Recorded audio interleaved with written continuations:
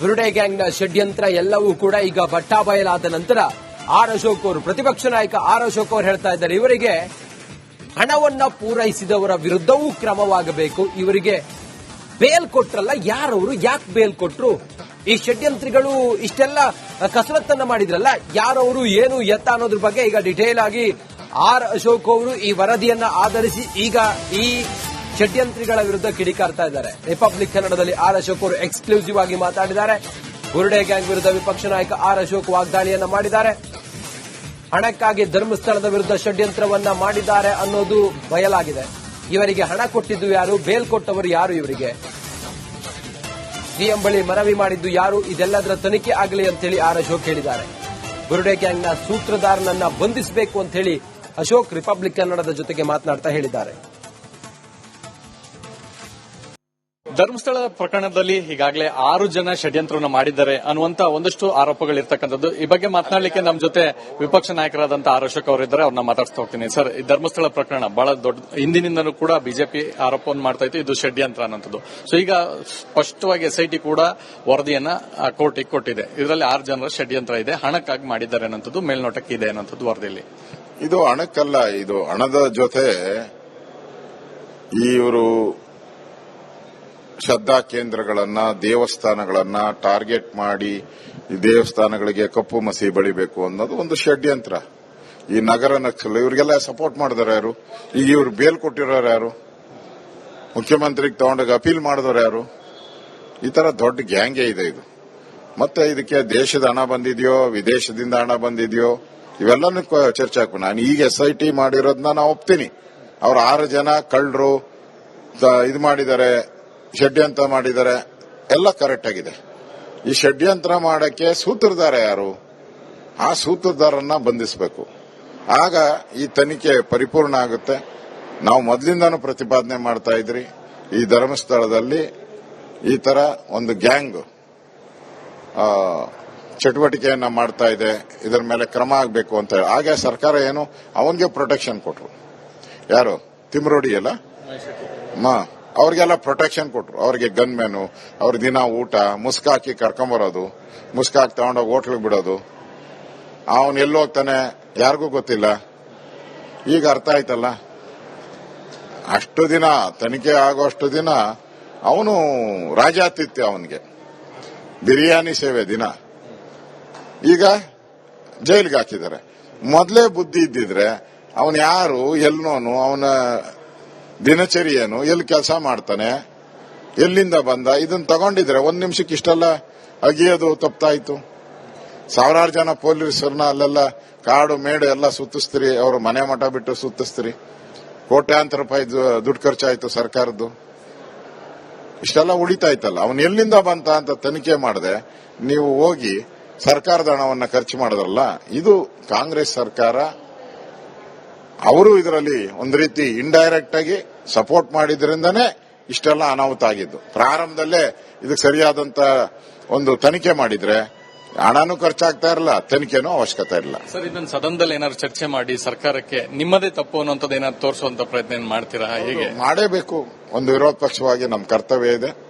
ನಾವು ಕಾನೂನು ಸುವ್ಯವಸ್ಥೆ ಬಗ್ಗೆ ನಿಲುವಳಿ ಸೂಚನೆಯನ್ನ ಮಂಡನೆ ಮಾಡ್ತಾ ಇದ್ದೀರಿ ಮುಂದಿನ ವಾರ. ಆ ಸಂದರ್ಭದಲ್ಲಿ ಈ ವಿಚಾರವನ್ನು ಪ್ರಮುಖವಾಗಿ ನಾವು ಚರ್ಚೆ ಮಾಡ್ತೀರಿ. ಇದಿಷ್ಟು ವಿಪಕ್ಷ ನಾಯಕರಾದಂತಹ ಆರ್ ಅಶೋಕ್ ಅವರ ಮಾತು. ಕ್ಯಾಮರಾ ಪರ್ಸನ್ ಸದಾನಂದ್ ಜೊತೆ ಚಂದ್ರಶೇಖರ್, ರಿಪಬ್ಲಿಕ್ ಕನ್ನಡ, ಬೆಳಗಾವಿ. ಬುರುಡೆ ಗ್ಯಾಂಗ್ನ ಷಡ್ಯಂತ್ರ ಎಲ್ಲವೂ ಕೂಡ ಈಗ ಬಟ್ಟಾಬಯಲಾದ ನಂತರ ಆರ್ ಅಶೋಕ್ ಅವರು, ಪ್ರತಿಪಕ್ಷ ನಾಯಕ ಆರ್ ಅಶೋಕ್ ಅವರು ಹೇಳ್ತಾ ಇದ್ದಾರೆ, ಇವರಿಗೆ ಹಣವನ್ನ ಪೂರೈಸಿದವರ ವಿರುದ್ಧವೂ ಕ್ರಮವಾಗಬೇಕು. ಇವರಿಗೆ ಬೇಲ್ ಕೊಟ್ರಲ್ಲ, ಯಾರವರು, ಯಾಕೆ ಬೇಲ್ ಕೊಟ್ರು? ಈ ಷಡ್ಯಂತ್ರಿಗಳು ಇಷ್ಟೆಲ್ಲ ಕಸರತ್ತನ್ನ ಮಾಡಿದ್ರಲ್ಲ, ಯಾರವರು, ಏನು ಎತ್ತ ಅನ್ನೋದ್ರ ಬಗ್ಗೆ ಈಗ ಡಿಟೇಲ್ ಆಗಿ ಆರ್ ಅಶೋಕ್ ಅವರು ಈ ವರದಿಯನ್ನ ಆಧರಿಸಿ ಈಗ ಈ ಷಡ್ಯಂತ್ರಿಗಳ ವಿರುದ್ಧ ಕಿಡಿಕಾರ್ತಾ ಇದ್ದಾರೆ. ರಿಪಬ್ಲಿಕ್ ಕನ್ನಡದಲ್ಲಿ ಆರ್ ಅಶೋಕ್ ಅವರು ಎಕ್ಸ್ಕ್ಲೂಸಿವ್ ಆಗಿ ಮಾತಾಡಿದ್ದಾರೆ. ಬುರುಡೆ ಗ್ಯಾಂಗ್ ವಿರುದ್ಧ ವಿಪಕ್ಷ ನಾಯಕ ಆರ್ ಅಶೋಕ್ ವಾಗ್ದಾಳಿಯನ್ನ ಮಾಡಿದ್ದಾರೆ. ಹಣಕ್ಕಾಗಿ ಧರ್ಮಸ್ಥಳದ ವಿರುದ್ಧ ಷಡ್ಯಂತ್ರವನ್ನ ಮಾಡಿದ್ದಾರೆ ಅನ್ನೋದು ಬಯಲಾಗಿದೆ. ಇವರಿಗೆ ಹಣ ಕೊಟ್ಟಿದ್ದು ಯಾರು, ಬೇಲ್ ಕೊಟ್ಟವರು ಯಾರು, ಇವರಿಗೆ ಸಿಎಂ ಬಳಿ ಮನವಿ ಮಾಡಿದ್ದು ಯಾರು, ಇದೆಲ್ಲದರ ತನಿಖೆ ಆಗಲಿ ಅಂತೇಳಿ ಆರ್ ಅಶೋಕ್ ಹೇಳಿದ್ದಾರೆ. ಬುರುಡೆ ಗ್ಯಾಂಗ್ನ ಸೂತ್ರಧಾರನನ್ನ ಬಂಧಿಸಬೇಕು ಅಂತ ಹೇಳಿ ಅಶೋಕ್ ರಿಪಬ್ಲಿಕ್ ಕನ್ನಡದ ಜೊತೆಗೆ ಮಾತನಾಡ್ತಾ ಹೇಳಿದ್ದಾರೆ.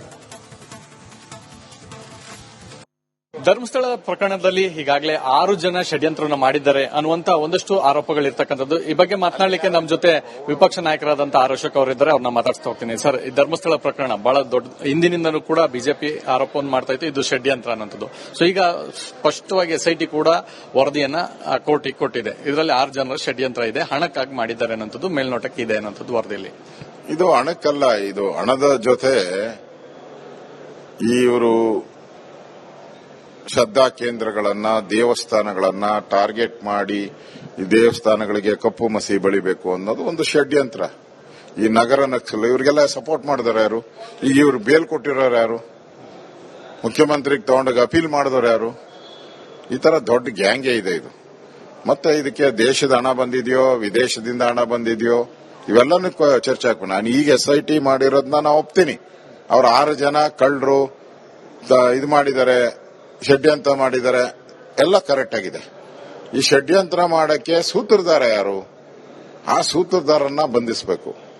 ಆಗ ಈ ತನಿಖೆ ಪರಿಪೂರ್ಣ ಆಗುತ್ತೆ. ನಾವು ಮೊದಲಿಂದಾನು ಪ್ರತಿಪಾದನೆ ಮಾಡ್ತಾ ಇದ್ರಿ, ಈ ಧರ್ಮಸ್ಥಳದಲ್ಲಿ ಈ ತರ ಒಂದು ಗ್ಯಾಂಗ್ ಚಟುವಟಿಕೆಯನ್ನ ಮಾಡ್ತಾ ಇದೆ, ಇದರ ಮೇಲೆ ಕ್ರಮ ಆಗಬೇಕು ಅಂತ ಹೇಳಿ. ಆಗ ಸರ್ಕಾರ ಏನು ಅವನಿಗೆ ಪ್ರೊಟೆಕ್ಷನ್ ಕೊಟ್ರು. ಯಾರು? ತಿಮ್ರೋಡಿ ಅಲ್ಲ, ಅವ್ರಿಗೆಲ್ಲ ಪ್ರೊಟೆಕ್ಷನ್ ಕೊಟ್ರು. ಅವ್ರಿಗೆ ಗನ್ ಮ್ಯಾನು, ಅವ್ರ ದಿನ ಊಟ, ಮುಸ್ಕಾಕಿ ಕರ್ಕೊಂಬರೋದು, ಮುಸ್ಕಾಕಿ ತಗೊಂಡೋಗಿ ಹೋಟ್ಲಿಗೆ ಬಿಡೋದು. ಅವನು ಎಲ್ಲಿ ಹೋಗ್ತಾನೆ ಯಾರಿಗೂ ಗೊತ್ತಿಲ್ಲ. ಈಗ ಅರ್ಥ ಆಯ್ತಲ್ಲ. ಅಷ್ಟು ದಿನ ತನಿಖೆ ಆಗೋಷ್ಟು ದಿನ ಅವನು ರಾಜಾತಿಥ್ಯ, ಅವನಿಗೆ ಬಿರಿಯಾನಿ ಸೇವೆ ದಿನ. ಈಗ ಜೈಲಿಗೆ ಹಾಕಿದ್ದಾರೆ. ಮೊದಲೇ ಬುದ್ಧಿ ಇದ್ದಿದ್ರೆ ಅವನು ಯಾರು, ಎಲ್ಲೋನು, ಅವನ ದಿನಚರಿ ಏನು, ಎಲ್ಲಿ ಕೆಲಸ ಮಾಡ್ತಾನೆ, ಎಲ್ಲಿಂದ ಬಂದ, ಇದನ್ನ ತಗೊಂಡಿದ್ರೆ 1 ನಿಮಿಷಕ್ಕೆ ಇಷ್ಟೆಲ್ಲ ಅಗಿಯೋದು ತಪ್ಪಾಯ್ತು. ಸಾವಿರಾರು ಜನ ಪೊಲೀಸರನ್ನ ಅಲ್ಲೆಲ್ಲ ಕಾಡು ಮೇಡು ಎಲ್ಲ ಸುತ್ತಿಸ್ತೀರಿ, ಅವರು ಮನೆ ಮಠ ಬಿಟ್ಟು ಸುತ್ತಿಸ್ತೀರಿ. ಕೋಟ್ಯಾಂತರ ರೂಪಾಯಿ ದುಡ್ಡು ಖರ್ಚಾಯ್ತು ಸರ್ಕಾರದ್ದು. ಇಷ್ಟೆಲ್ಲ ಉಳಿತಾಯ್ತಲ್ಲ. ಅವನು ಎಲ್ಲಿಂದ ಬಂತ ಅಂತ ತನಿಖೆ ಮಾಡದೆ ನೀವು ಹೋಗಿ ಸರ್ಕಾರದ ಹಣವನ್ನ ಖರ್ಚು ಮಾಡಿದ್ರಲ್ಲ, ಇದು ಕಾಂಗ್ರೆಸ್ ಸರ್ಕಾರ. ಅವರು ಇದರಲ್ಲಿ ಒಂದು ರೀತಿ ಇಂಡೈರೆಕ್ಟ್ ಆಗಿ ಸಪೋರ್ಟ್ ಮಾಡಿದ್ರಿಂದನೇ ಇಷ್ಟೆಲ್ಲ ಅನಾಹುತ ಆಗಿದ್ದು. ಪ್ರಾರಂಭದಲ್ಲೇ ಇದಕ್ಕೆ ಸರಿಯಾದಂತ ಒಂದು ತನಿಖೆ ಮಾಡಿದ್ರೆ ಹಣನೂ ಖರ್ಚಾಗ್ತಾ ಇರಲ್ಲ, ತನಿಖೆನೂ ಅವಶ್ಯಕತೆ ಇಲ್ಲ. ಸರ್, ಇದನ್ನ ಸದನದಲ್ಲಿ ಏನಾದ್ರು ಚರ್ಚೆ ಮಾಡಿ ಸರ್ಕಾರಕ್ಕೆ ನಿಮ್ಮದೇ ತಪ್ಪು ಅನ್ನೋಂಥದ್ದು ಏನಾದ್ರು ತೋರಿಸುವಂತ ಪ್ರಯತ್ನ ಮಾಡ್ತೀರಾ? ಹೇಗೆ? ಮಾಡೇಬೇಕು. ಒಂದು ವಿರೋಧ ಪಕ್ಷವಾಗಿ ನಮ್ಮ ಕರ್ತವ್ಯ ಇದೆ. ನಾವು ಕಾನೂನು ಸುವ್ಯವಸ್ಥೆ ಬಗ್ಗೆ ನಿಲುವಳಿ ಸೂಚನೆಯನ್ನ ಮಂಡನೆ ಮಾಡ್ತಾ ಇದ್ದೀರಿ ಮುಂದಿನ ವಾರ. ಆ ಸಂದರ್ಭದಲ್ಲಿ ಈ ವಿಚಾರವನ್ನು ಪ್ರಮುಖವಾಗಿ ನಾವು ಚರ್ಚೆ ಮಾಡ್ತೀರಿ. ಇದಿಷ್ಟು ವಿಪಕ್ಷ ನಾಯಕರಾದಂತಹ ಆರ್ ಅಶೋಕ್ ಅವರ ಮಾತು. ಕ್ಯಾಮರಾ ಪರ್ಸನ್ ಸದಾನಂದ್ ಜೊತೆ ಚಂದ್ರಶೇಖರ್, ರಿಪಬ್ಲಿಕ್ ಕನ್ನಡ, ಬೆಳಗಾವಿ. ಬುರುಡೆ ಗ್ಯಾಂಗ್ನ ಷಡ್ಯಂತ್ರ ಎಲ್ಲವೂ ಕೂಡ ಈಗ ಬಟ್ಟಾಬಯಲಾದ ನಂತರ ಆರ್ ಅಶೋಕ್ ಅವರು, ಪ್ರತಿಪಕ್ಷ ನಾಯಕ ಆರ್ ಅಶೋಕ್ ಅವರು ಹೇಳ್ತಾ ಇದ್ದಾರೆ, ಇವರಿಗೆ ಹಣವನ್ನ ಪೂರೈಸಿದವರ ವಿರುದ್ಧವೂ ಕ್ರಮವಾಗಬೇಕು. ಇವರಿಗೆ ಬೇಲ್ ಕೊಟ್ರಲ್ಲ, ಯಾರವರು, ಯಾಕೆ ಬೇಲ್ ಕೊಟ್ರು? ಈ ಷಡ್ಯಂತ್ರಿಗಳು ಇಷ್ಟೆಲ್ಲ ಕಸರತ್ತನ್ನ ಮಾಡಿದ್ರಲ್ಲ, ಯಾರವರು, ಏನು ಎತ್ತ ಅನ್ನೋದ್ರ ಬಗ್ಗೆ ಈಗ ಡಿಟೇಲ್ ಆಗಿ ಆರ್ ಅಶೋಕ್ ಅವರು ಈ ವರದಿಯನ್ನ ಆಧರಿಸಿ ಈಗ ಈ ಷಡ್ಯಂತ್ರಿಗಳ ವಿರುದ್ಧ ಕಿಡಿಕಾರ್ತಾ ಇದ್ದಾರೆ. ರಿಪಬ್ಲಿಕ್ ಕನ್ನಡದಲ್ಲಿ ಆರ್ ಅಶೋಕ್ ಅವರು ಎಕ್ಸ್ಕ್ಲೂಸಿವ್ ಆಗಿ ಮಾತಾಡಿದ್ದಾರೆ. ಬುರುಡೆ ಗ್ಯಾಂಗ್ ವಿರುದ್ಧ ವಿಪಕ್ಷ ನಾಯಕ ಆರ್ ಅಶೋಕ್ ವಾಗ್ದಾಳಿಯನ್ನ ಮಾಡಿದ್ದಾರೆ. ಹಣಕ್ಕಾಗಿ ಧರ್ಮಸ್ಥಳದ ವಿರುದ್ಧ ಷಡ್ಯಂತ್ರವನ್ನ ಮಾಡಿದ್ದಾರೆ ಅನ್ನೋದು ಬಯಲಾಗಿದೆ. ಇವರಿಗೆ ಹಣ ಕೊಟ್ಟಿದ್ದು ಯಾರು? ಬೇಲ್ ಕೊಟ್ಟವರು ಯಾರು? ಇವರಿಗೆ ಸಿಎಂ ಬಳಿ ಮನವಿ ಮಾಡಿದ್ದು ಯಾರು? ಇದೆಲ್ಲದರ ತನಿಖೆ ಆಗಲಿ ಅಂತೇಳಿ ಆರ್ ಅಶೋಕ್ ಹೇಳಿದ್ದಾರೆ. ಬುರುಡೆ ಗ್ಯಾಂಗ್ನ ಸೂತ್ರಧಾರನನ್ನ ಬಂಧಿಸಬೇಕು ಅಂತ ಹೇಳಿ ಅಶೋಕ್ ರಿಪಬ್ಲಿಕ್ ಕನ್ನಡದ ಜೊತೆಗೆ ಮಾತನಾಡ್ತಾ ಹೇಳಿದ್ದಾರೆ. ಧರ್ಮಸ್ಥಳ ಪ್ರಕರಣದಲ್ಲಿ ಈಗಾಗಲೇ 6 ಜನ ಷಡ್ಯಂತ್ರವನ್ನು ಮಾಡಿದ್ದಾರೆ ಅನ್ನುವಂತ ಒಂದಷ್ಟು ಆರೋಪಗಳಿರ್ತಕ್ಕಂಥದ್ದು. ಈ ಬಗ್ಗೆ ಮಾತನಾಡಲಿಕ್ಕೆ ನಮ್ಮ ಜೊತೆ ವಿಪಕ್ಷ ನಾಯಕರಾದಂತ ಆರ್ ಅಶೋಕ್ ಅವರಿದ್ದಾರೆ, ಅವ್ರನ್ನ ಮಾತಾಡ್ತಾ ಹೋಗ್ತೀನಿ. ಸರ್, ಈ ಧರ್ಮಸ್ಥಳ ಪ್ರಕರಣ ಬಹಳ ದೊಡ್ಡ ಹಿಂದಿನಿಂದಲೂ ಕೂಡ ಬಿಜೆಪಿ ಆರೋಪವನ್ನು ಮಾಡ್ತಾ ಇತ್ತು, ಇದು ಷಡ್ಯಂತ್ರ ಅನ್ನೋದು. ಸೊ ಈಗ ಸ್ಪಷ್ಟವಾಗಿ SIT ಕೂಡ ವರದಿಯನ್ನ ಕೋರ್ಟಿಗೆ ಕೊಟ್ಟಿದೆ. ಇದರಲ್ಲಿ 6 ಜನರ ಷಡ್ಯಂತ್ರ ಇದೆ, ಹಣಕ್ಕಾಗಿ ಮಾಡಿದ್ದಾರೆ ಅನ್ನೋದು ಮೇಲ್ನೋಟಕ್ಕೆ ಇದೆ ಅನ್ನೋದು ವರದಿಯಲ್ಲಿ. ಇದು ಹಣಕ್ಕಲ್ಲ, ಇದು ಹಣದ ಜೊತೆ ಇವರು ಶ್ರದ್ಧಾ ಕೇಂದ್ರಗಳನ್ನ, ದೇವಸ್ಥಾನಗಳನ್ನ ಟಾರ್ಗೆಟ್ ಮಾಡಿ ಈ ದೇವಸ್ಥಾನಗಳಿಗೆ ಕಪ್ಪು ಮಸಿ ಬಳಿಬೇಕು ಅನ್ನೋದು ಒಂದು ಷಡ್ಯಂತ್ರ. ಈ ನಗರ ನಕ್ಸಲ್ ಇವರಿಗೆಲ್ಲ ಸಪೋರ್ಟ್ ಮಾಡಿದವರು ಯಾರು? ಈಗ ಇವರು ಬೇಲ್ ಕೊಟ್ಟಿರೋರು ಯಾರು? ಮುಖ್ಯಮಂತ್ರಿಗೆ ತಗೊಂಡಾಗ ಅಪೀಲ್ ಮಾಡಿದವರು ಯಾರು? ಈ ತರ ದೊಡ್ಡ ಗ್ಯಾಂಗೇ ಇದೆ ಇದು. ಮತ್ತೆ ಇದಕ್ಕೆ ದೇಶದ ಹಣ ಬಂದಿದೆಯೋ, ವಿದೇಶದಿಂದ ಹಣ ಬಂದಿದೆಯೋ, ಇವೆಲ್ಲನೂ ಚರ್ಚೆ ಹಾಕ್ಬೇಕು. ನಾನು ಈಗ SIT ಮಾಡಿರೋದನ್ನ ನಾನು ಒಪ್ತೀನಿ. ಅವ್ರ 6 ಜನ ಕಳ್ಳರು ಇದು ಮಾಡಿದ್ದಾರೆ, ಷಡ್ಯಂತ್ರ ಮಾಡಿದರೆ ಎಲ್ಲ ಕರೆಕ್ಟ್ ಆಗಿದೆ. ಈ ಷಡ್ಯಂತ್ರ ಮಾಡಕ್ಕೆ ಸೂತ್ರಧಾರ ಯಾರು?